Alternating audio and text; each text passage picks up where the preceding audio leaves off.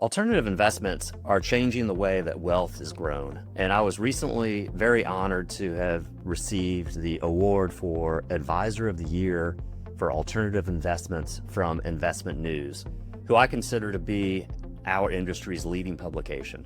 So many people ask me, what led to me winning this award? What were the qualifications? And when I reflect on it, I think it really started when we established our multifamily office, Destiny Family Office, in 2017.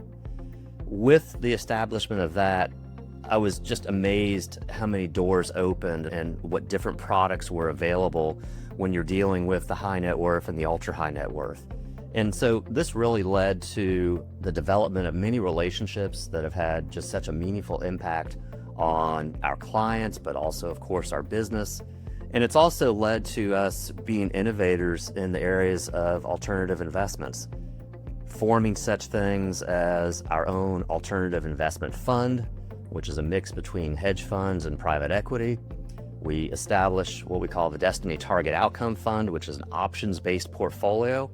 We established a co-investment fund, which is a fund that allowed us to invest in a group of direct investments based on a specified commitment.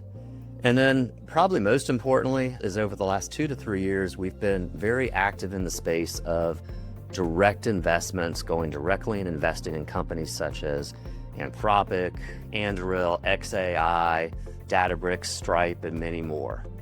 Having put all this together, again, has really opened up our offerings to our clients and has proven so far to be a great addition to what we do for our clients. First and foremost, when I won the award, I was completely shocked. I really had no expectation of winning.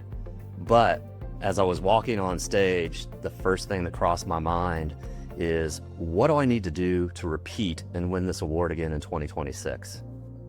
Secondly, we've developed a monthly newsletter. Private investments have multiple risks. Of course, there's liquidity risk, there's performance risk, but there's also a lot of transparency risk because unlike the public markets, we're not able to look up and see what an investment like Anthropic is doing on a daily basis.